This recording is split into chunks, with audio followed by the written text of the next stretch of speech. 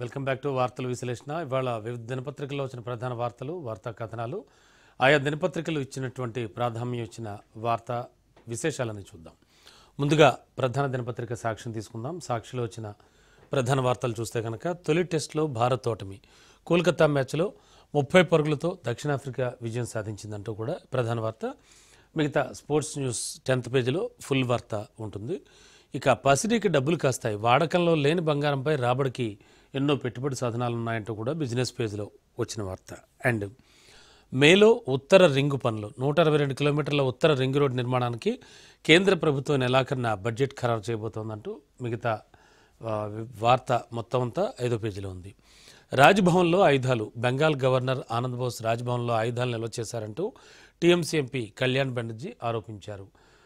పశ్చిమ బెంగాల్ రాజకీయ పరిస్థితులు మనకు తెలియదు కాదు. అక్కడ గవర్నర్కి ముఖ్యమంత్రికి అసలు పడనే పడదు. ఈ నేపథ్యంలో అక్కడ జరుగుతున్నటువంటి ఈ పరిణామ క్రమం 2028లో చంద్రయాన్ 4 అంటున్నారు. 2028లో చంద్రయాన్ 4 ప్రయోగం నిర్వహించాలని లక్ష్యంగా నిర్దేశించుకున్నట్లు ఇస్రో చైర్మన్ వి నారాయణన్ ప్రకటించారు అంటూ కూడా మనకి ఈ ప్రధాన వార్త.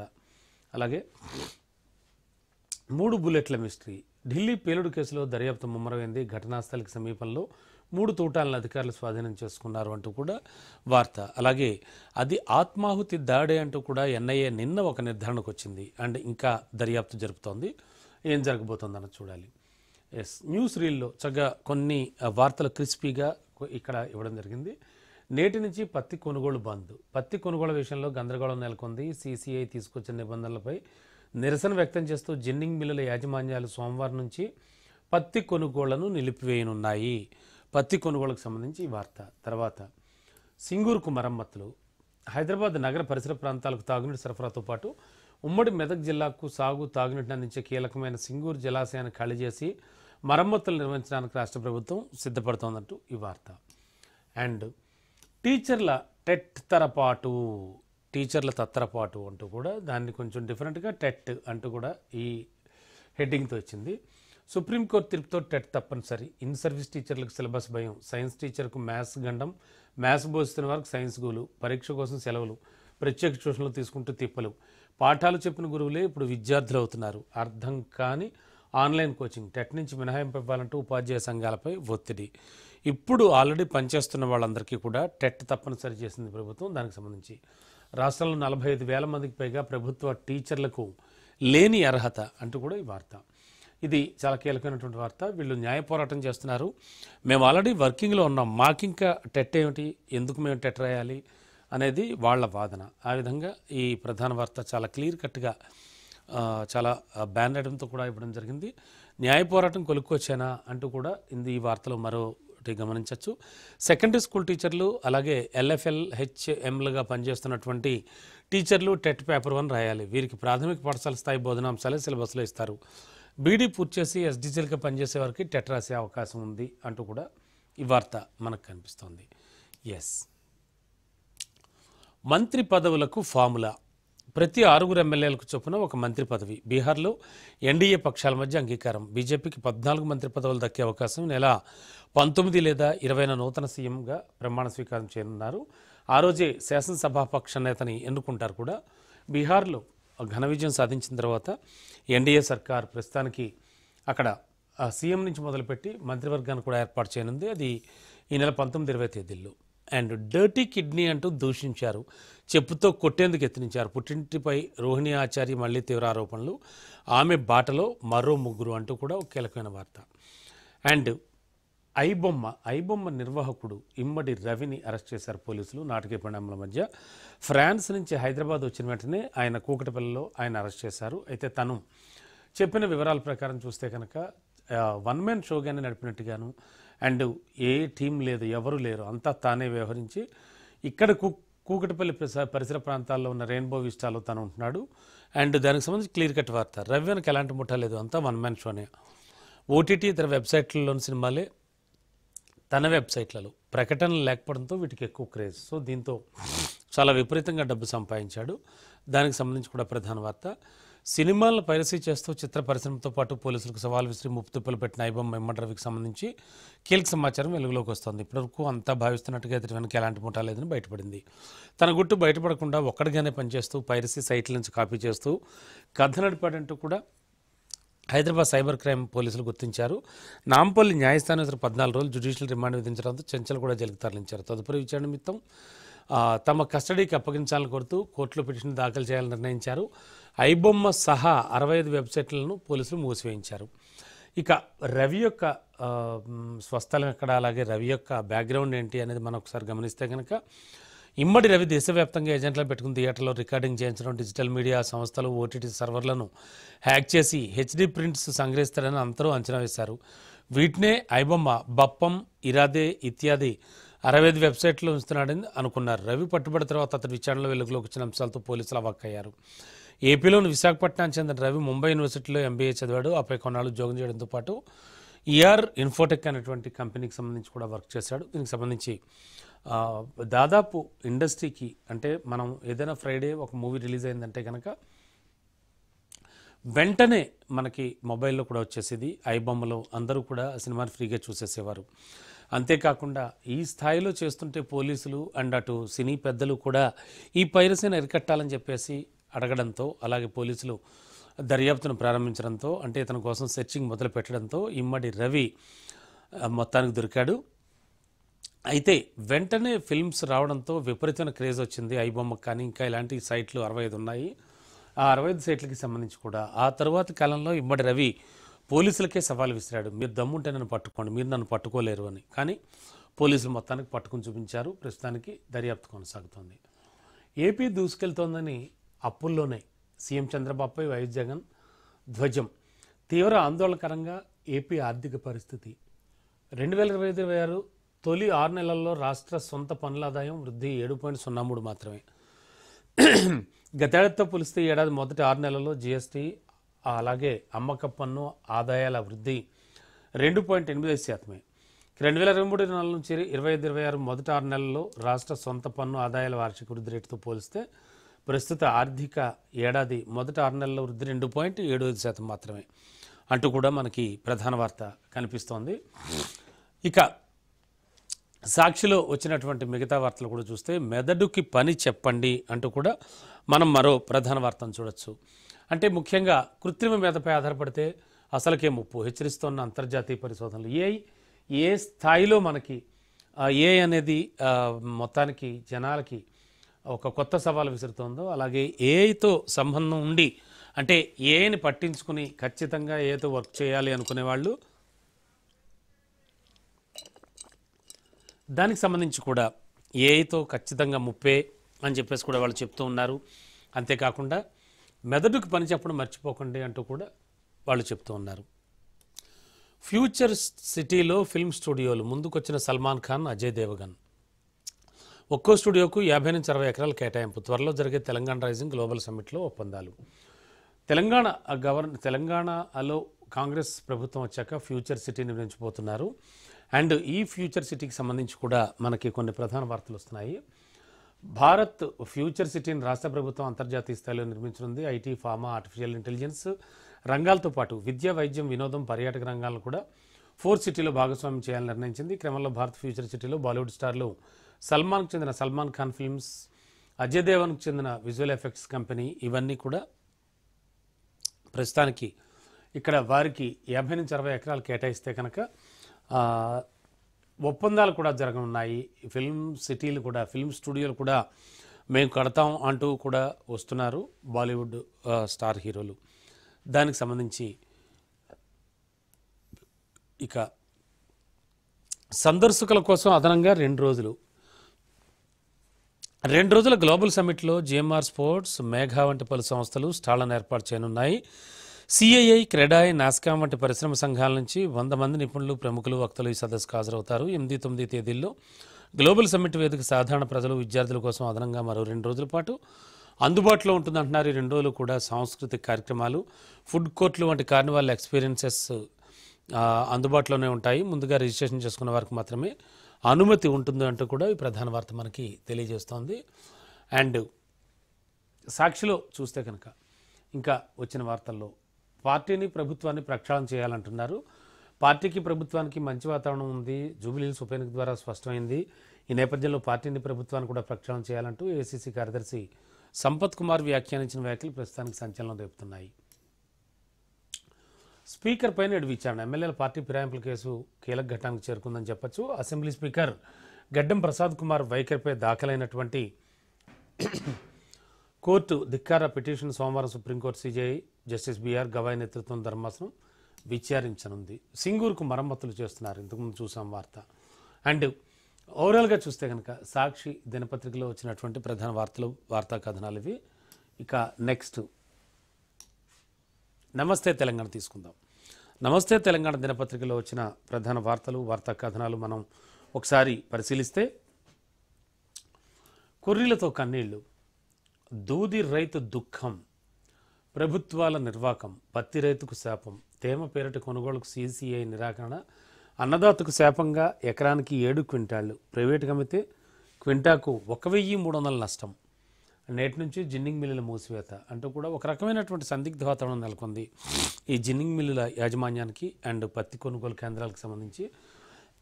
ప్రభుత్వాల నిర్వాహకమే పత్తి రైతుకు శాపం అవుతోందంటున్నారు బీఆర్ఎస్ వర్కింగ్ ప్రెసిడెంట్ కేటీఆర్. దానికి సంబంధించి వార్త. రైతులు గోసపడుతుంటే కేంద్రం రాష్ట్రం ముద్రింద్రపోతున్నాయంటున్నారు. కొనుగోళ్ల సంక్షోభానికి 2 ప్రభుత్వాలే కారణం. తేమ శాతం మొత్తం ఓవరాల్గా చూస్తే కనుక దీనికి సంబంధించి ప్రధాన వార్త. 2 పత్తి రైతుల ఆత్మహత్య. మెర్లె రాము, ముంజం సంతోష్. అధిక వర్షాలతో దెబ్బతిన్న పంటలు, అప్పు తీర్చే దారి కానరాక బలవన్మరణం. ఆసిఫాబాద్ జిల్లా వేంపల్లి, గంగాపూర్ గ్రామాల్లో ఈ విషాదం చోటు చేసుకుందంటూ కూడా ఈ ప్రధాన వార్త మనకు తెలియజేస్తోంది. కొనుగోలు కేంద్రాలకు వడ్లు తీసుకొచ్చి నెల రోజులు దాటినా ప్రభుత్వం కొనుక్కోవడం నిరసిస్తూ ఆదివారం జగిత్యాల జిల్లా కొడిమియాల మండలం పూడూరులో ప్రధాన రహదారిపై రాస్తారోకో చేస్తున్న రైతులు. కేవలం పత్తే కాదు, ధాన్యానికి సంబంధించి కూడా ఒక సందిగ్ధత నెలకొంది. దానికి సంబంధించి వార్త. కొనుగోళ్లకే ఎసరు.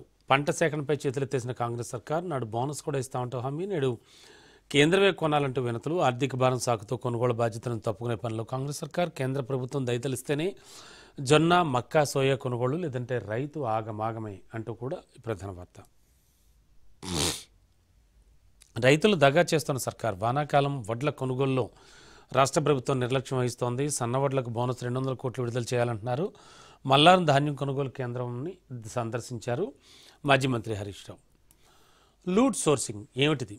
సొంత ఖాతాల్లో ఏడాదికి 160 కోట్లు. మంత్రులు, ఎమ్మెల్యేలు, అలాగే ఐఏఎస్ల బినామీల చేతుల్లో అవుట్ సోర్సింగ్ ఏజెన్సీలు ఇష్టారాజ్యం. కాంట్రాక్ట్ అవుట్ సోర్సింగ్ ఉద్యోగుల జీతాలు పక్కదారి. బోగస్ ఉద్యోగుల జాబితాలు సృష్టిస్తున్న ఏజెన్సీలు. పనిచేయని వారి పేరిట ఏటా 100 కోట్ల మేత. IFMIS పోర్టల్లో ఇంతవరకు పూర్తిగా నమోదు కానీ నిజమైన అవుట్సోర్స్ ఉద్యోగుల డేటా. వివరాల నమోదుల జాప్యంపై అనుమానాలు ఎన్నో కూడా వీళ్ళు మంత్రులు, ఎమ్మెల్యేలు చేస్తున్న దందాలకు సంబంధించి. పార్టీ కోటా అంటే యుద్ధమే అంటున్నారు. ఏమిటి వార్త ఒకసారి చూద్దాం. పార్టీ కోటా అంటే యుద్ధమే. 42% రిజర్వేషన్లతోనే ఎన్నికలకు వెళ్ళాలి బీసీ జేఏసీ చెప్తోంది. రాజ్యాంగ సవరణ ద్వారానే బీసీ రిజర్వేషన్లకు శాశ్వత పరిష్కారం కల్పించాలి. ఇక అఖిలపక్షాన్ని కాంగ్రెస్ ప్రభుత్వమే ఢిల్లీకి తీసుకెళ్లాలంటున్నారు ఆర్ కృష్ణయ్య. బీసీలంతా ఏకం కావాలంటున్నారు ఎల్ రమణ. ఏకాభిప్రాయం రావాలంటున్నారు బండారు. బీసీల న్యాయ సాధన దీక్షకు మద్దతు. కళ్యాణ్ లక్ష్మి చెక్కుతో సర్టిఫికెట్. వాట్సాప్ ద్వారా సందేశం కూడా. ప్రభుత్వ తాజా నిర్ణయంపై విమర్శలు. అమలు కాని తులం బంగారం హామీ. ఇప్పటికే వేలలో దరఖాస్తులు పెండింగ్ అంటూ కూడా ప్రధాన వార్త. చలిగాలులతో వణుకుతోన్న రాష్ట్రం. 11 జిల్లాల్లో సింగిల్ డిజిట్ ఉష్ణోగ్రతలు. అలాగే సిర్పూర్ యూలో అత్యల్పంగా 7.4 ఉష్ణోగ్రతలు. 21న బంగాళాఖాతంలో మళ్ళీ అల్పపీడనం పట్టనుంది అంటూ కూడా వార్త. రాజీనామా దిశగా దానం కడియం. ఫిరాయింపై స్పీకర్ వేటు తప్పదని నిర్ధారణ. అనర్హతతో పరువు పోగొట్టుకోవడం కంటే రాజీనామా చేయడం మేలని నిర్ణయం. ఇప్పటివరకు విచారణకు హాజరు కాని 2 బీఆర్ఎస్ పిటిషన్లపై నేడు సుప్రీంకోర్టులో విచారించనున్నారు. స్పీకర్ చట్టబద్ధమైన నిర్ణయం తీసుకోవాలి అంటున్నారు. బంగాల్కి సంబంధించి కూడా ఇలా ఇక్కడ చూస్తే కనుక మనకి ఈ ప్రధాన వార్తలన్నీ కనిపిస్తున్నాయి. అండ్ జనగామ జిల్లా రఘునాథపల్లి మండలం నిడిగొండ వద్ద ఆగి ఉన్న లారీని ఢీకొట్టిన ఘటనలో నుజ్జునుజ్జైన ఆర్టీసీ బస్సు. ఆగి ఉన్న లారీని ఢీకొట్టిన ఆర్టీసీ బస్సు. 2 మృతి, 6 గాయాలు. సో సీఎం గారు మమ్మల్ని చంపకండి. ఏమిటి వార్త? పెన్షనర్ల ఆత్మహత్యలన్నీ సర్కారు హత్యలే. గత 20 నెలల్లో 20,000 కోట్ల బాకీ పడ్డారు. 7.5 దాటిన రూపాయినా ఎవరా అంటూ కూడా జేఏసీ చైర్మన్ లక్ష్మయ్య మాట్లాడిన మాటలు, దానికి సంబంధించి ప్రధాన వార్త. అండ్ లోపల పేజీల్లో కూడా చాలా చక్కటి వార్తలు అలాగే బ్యానర్ ఐటమ్స్గా ప్రకటించారు. కవిత కాంగ్రెస్ కండువా కప్పుకోవాలి అంటున్నారు నేతలు. అలాగే ఐడీసీ పరిస్థితి ఏమిటి మొత్తానికి ఓవరాల్గా చూస్తే కనుక ఆమె కాంగ్రెస్ పార్టీ కోవర్ట్ అంటున్నారు. టెట్ దరఖాస్తుల్లో టెక్నికల్ ఇష్యూస్ వచ్చాయంటున్నారు. టెట్ గురించి ఆల్రెడీ మొత్తం టీచర్స్ అంతా ఇబ్బంది పడుతున్న వేళ రాజీనామా దిశగా ధనం కడియం అంటూ ఈ ప్రధాన వార్తకు సంబంధించి చలిగాలులు తీవ్రత ఇవన్నీ కూడా మొత్తానికి ఇవాల్టి ఈ నమస్తే తెలంగాణ దినపత్రికలో వచ్చిన ప్రధాన మెయిన్ వార్తలు ఇవన్నీ. అండ్ అలాగే 2028లో చంద్రయాన్ 4 అంటున్నారు ఇస్రో చైర్మన్. బీహార్ ముఖ్యమంత్రిగా మళ్ళీ నితీష్. లాలూ కుటుంబంలో ముద్దిన విభేదాలు. ఛత్తీస్గఢ్లో 3 నక్సల్స్ ఎన్కౌంటర్. మెక్సికోలో జెన్జీ నిరసనలు. రోడ్డెక్కిన యువత అంటూ కూడా కొన్ని వార్తలు చాలా క్లియర్ కట్గా ఇవ్వడం జరిగింది. ఓవరాల్గా చూస్తే కనుక మొత్తం పార్టీ కోట అంటే యుద్ధమే అంటున్నారు. నిన్న ఇందిరా పార్క్లో బీసీ జేఏసీ ఆధ్వర్యంలో జరిగినటువంటి న్యాయ సాధన దీక్షలో ఐక్యతను చాటుకున్నటువంటి బీసీ నేతలు ఆర్ కృష్ణయ్య, ఎల్ రమణ, బండారు దత్తాత్రేయ తదితరులంతా కూడా ఇందులో పాల్గొన్నారు. దానికి సంబంధించి ఈ ప్రధాన వార్త. ఇలా ప్రస్తుతం నమస్తే తెలంగాణలో వచ్చినటువంటి ప్రధాన వార్తలు. ఇక వెలుగు దినపత్రికను తీసుకుందాం. వెలుగులో ఎలాంటి వార్తలు వచ్చాయి? ఐబొమ్మ క్లోజ్. ఇమ్మడి రవి పిక్ కూడా వేసి ఐబొమ్మ అనేటువంటిది క్లోజ్ చేశారు. ఇమ్మడి రవితోనే మూసివేయించిన పోలీసులు. దమ్ముంటే పట్టుకోవాలని సవాల్ విసిరిన నిర్వాహకుడు. 2 నెలలుగా నిఘా వేసి అరెస్ట్. వరల్డ్ వైడ్గా హ్యాకింగ్ నెట్వర్క్. యూకే నుంచి సర్వర్లు హ్యాక్ చేసి సినిమాలు డౌన్లోడ్ అండ్ వెబ్సైట్ లాగిన్ వివరాలు పోలీసులకు అందజేత అంటూ మొత్తానికి ఐబొమ్మ అయితే క్లోజ్ అయిపోయింది. ఓవరాల్గా చూస్తే కనుక పోలీసులకే సవాల్ విసిరాడు. ఆ పోలీసులకు సవాల్ విసిరితే సవాల్ని తీసుకున్నారు. వాళ్ళు తామేంటో చూపించారు. అయినా పోలీసులతో మజాకులాడితే ఇలాగే ఉంటుంది. డిసెంబర్లో పెట్టకపోతే మరింత లేటు అంటున్నారు. అండ్ స్థానిక ఎన్నికల నిర్వహణపై పంచాయతీ అధికారుల నివేదిక. జనవరి 28 నుంచి 31 వరకు మేడారం జాతర. ఫిబ్రవరి 25 నుంచి మార్చి 18 వరకు ఇంటర్ పరీక్షలు. తర్వాత నుంచి ఏప్రిల్ ఫస్ట్ వీక్ వరకు 10th ఎగ్జామ్స్ జరుగుతాయంటూ కూడా ప్రధాన వార్త. అంటే మొత్తం పరీక్షల షెడ్యూల్ కూడా వచ్చేసింది ఓవరాల్గా చూస్తే కనుక. ఇక జాతరలోపు నిర్వహించేలా మేడారం మహాజాతర రాష్ట్ర ప్రభుత్వం ప్రతిష్టాత్మకంగా నిర్వహించేటువంటి జాతర కూడా కావడంతో అధికార యంత్రాంగం అంతా అక్కడే ఉంటుంది. లక్షలాది మంది భక్తులు తరలిరావడంతో వరకు ఏర్పాట్లు సదుపాయాలు కల్పించడానికి అధికారులంతా అక్కడే ఉండాల్సి వస్తుంది. దాదాపు 20 నుంచి 30 రోజులు అక్కడే మకం వేస్తారు. ఈ జాతరలో పంచాయతీరాజ్ డిపార్ట్మెంట్ పాత్ర కూడా కీలకంగా ఉంటుంది. డైరెక్టర్ మొదలుకొని పంచాయతీ కార్యదర్శుల వరకు జాతరకు వచ్చే భక్తులకు సర్వీస్ అందిస్తారు వాళ్ళు. అంతేకాదు గ్రామాల్లో ప్రజలు కూడా జాతర హడావిడిలో ఉంటారు. అందుకే సంక్రాంతి తర్వాత అయితే పంచాయతీ ఎన్నికల నిర్వహణ కొంత అడ్డంగా మారే అవకాశం ఉందని అధికారులు ప్రభుత్వానికి నివేదించినట్లు తెలుస్తుందంటూ ప్రధాన వార్త తెలియజేస్తోంది. ఎర్రకోట పేలుళ్ళలో మదర్ ఆఫ్ సైతాన్ అంటే ఎర్రకోట వద్ద జరిగిన బాంబు పేలుళ్ళలో అత్యంత ప్రమాదకరమైన ట్రైఅసిటోన్ ట్రైపెరాక్సైడ్ అంటే టీపీ అంటారు. వాటిని వాడినట్టుగా ఫోరెన్సిక్ బృందాలు అనుమానిస్తున్నాయి. భద్రతా వర్గాలు ఈ టీపీని మదర్ ఆఫ్ సైతాన్గా కూడా పిలుస్తూ ఉంటారు. శభాష్ ధనుష్ అంటూ ఓ ప్రధాన వార్త. తెలంగాణ షూటర్ ధనుష్ శ్రీకాంత్ టోక్యో డెఫ్లింపిక్స్లో వరల్డ్ రికార్డు బ్రేక్ చేస్తూ దేశానికి తొలి స్వర్ణం అందించాడు. ఆదివారం జరిగిన మెన్స్ 10 మీటర్ల ఎయిర్ రైఫిల్ ఈవెంట్లో ధనుష్ బంగారు పథకం సొంతం చేసుకోగా ఇండియాకి చెందిన మహమ్మద్ ముర్తజా సిల్వర్ మెడల్తో మెరిశాడు. అండ్ ఓవరాల్గా చూస్తే కనుక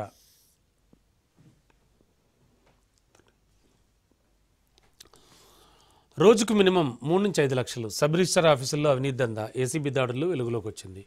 మంచి విశ్లేషణాత్మక విమర్శనాత్మక కథనం. అండ్ సబ్ రిజిస్టర్ ఆఫీసుల్లో అవినీతి దందా. ఏసీబీ దాడుల్లో వెలుగులోకి. డాక్యుమెంటల్ రైటర్లు ప్రైవేట్ వ్యక్తుల కనుసన్నల్లోనే మొత్తం పనులు అవుతున్నాయంటూ కూడా ఈ వార్త. ఒక్కరోజు తనిఖీలతోనే రిజిస్టర్ ఆఫీసుల సిబ్బంది బెంబేలెత్తారు. ఏసీబీ దాడులు కొనసాగితే మూకుమ్మడిగా సెలవులో వెళ్తామని కూడా హెచ్చరికలు జారీ చేశారు. అంటే వాళ్ళు చేసే తప్పు పైగా వాళ్ళు చేసే హెచ్చరికలు. మరి దీన్ని ప్రభుత్వం ఎలా తీసుకుంటుంది, ఎంత సీరియస్గా ఆలోచిస్తుందో చూడాలి. ఏసీబీ దాడులు కొనసాగితే మూకుమ్మడిగా సెలవులో వెళ్తామని హెచ్చరికలు.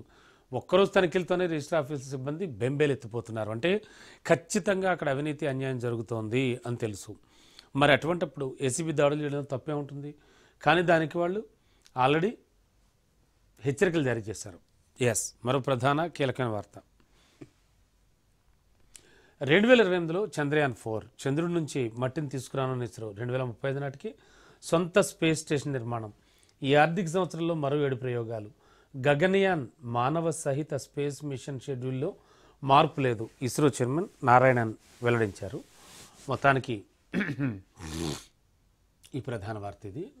అండ్ 10వ సీఎంగా నితీష్ 19 లేదా 20 ప్రమాణం హాజరు కానున్న మోడీ.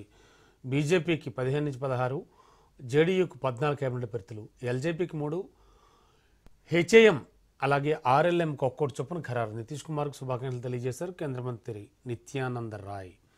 ఈ ప్రధాన వార్త మనకి కనిపిస్తోంది. బీహార్ ఎన్నికల్లో బీజేపీ ఎన్డీఏ గెలుపు, తదనంతర పరిణామాలు.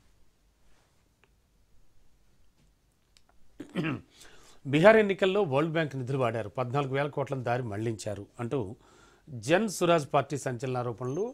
డైవర్ట్ చేసిన ఫండ్స్తో మహిళలకు 10,000 చొప్పున పంచారు, డబ్బులు పంచకపోయింటే ఎన్డీఏ ఘోరంగా ఓడిపోయేదని కామెంట్. కానీ ఈయన కనీసం అంటే ఏదో ఒక సామెత ఉంది, మన పెరటి మొక్క వైద్యానికి పనికిరాదని. అలాగా ఈయనకి అంటే ఎవరికి పీకే ప్రశాంత్ కిషోర్కి ఒక ఎన్నికల స్ట్రాటజిస్ట్గా మంచి పేరుంది. కానీ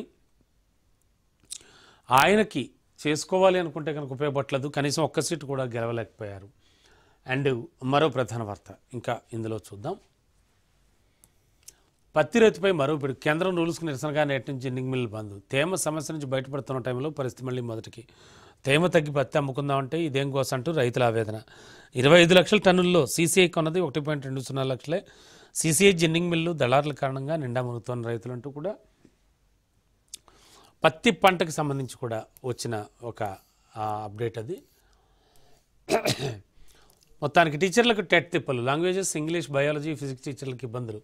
వాళ్ళకి సంబంధం లేని సబ్జెక్టుల నుంచే 90 మార్కులు. సబ్జెక్టు పరంగా టెట్ పెట్టాలంటే డిమాండ్. 2 ఏళ్లలోపే క్వాలిఫై కావాల్సిన వాళ్ళు 45,000 మంది టీచర్లు ఉన్నారంటూ కూడా ఈ వార్త. అండ్ మరో ప్రధాన వార్త చూద్దాం వెలుగు దినపత్రికలో. చెప్పేదొకటి చేసేదొకటి, ఫ్రీలాన్స్ మాయ. ఒక మంచి కథనం ఇది. ఇలాంటి కథనాలు వస్తూ ఉండాలి. గ్రేటర్ హైదరాబాద్ చుట్టూ పెరుగుతున్న రియల్టర్లు, బిల్డర్ల మోసాలు, అగ్రిమెంట్ ప్రకారం పూర్తిగా అపార్ట్మెంట్ల నిర్మాణాలు, కొనుగోలుదారులకు గడువులోగా అందిన ప్లాట్లు, అత్యాధునిక సౌలతులంటూ అదనపు వసూళ్లు, ప్లాట్లు, ఫ్లాట్లు, ఇళ్ళు చేతికి అందక బ్యాంకు లోన్లు కడుతూ బాధితుల ఇబ్బందులు, అలాగే రెరాకు పెరుగుతున్న ఫిర్యాదులు.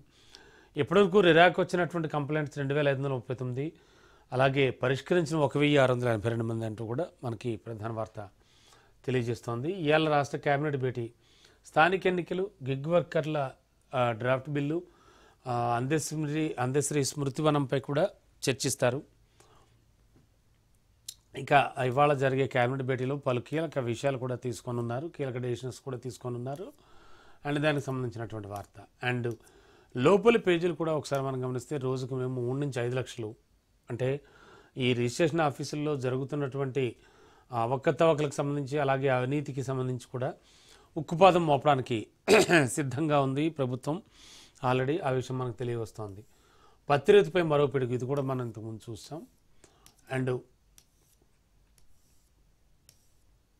100 ఎకరాల్లో గ్లోబల్ సమ్మిట్ ఏర్పాట్ల పరిశీలన డిప్యూటీ సీఎం భట్టి విక్రమార్క అంటూ కూడా ప్రధాన వార్త. ఇక బీఆర్ఎస్పై ప్రజల్లో వ్యతిరేకత ఉంది అంటున్నారు ఏఎస్సీ సెక్రటరీ సంపత్ కుమార్.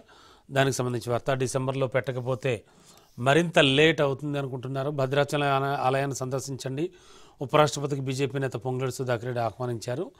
ఇక దమ్మున లెటర్ వస్తే నేను రెస్ట్ తీసుకుంటా అంటున్నారు.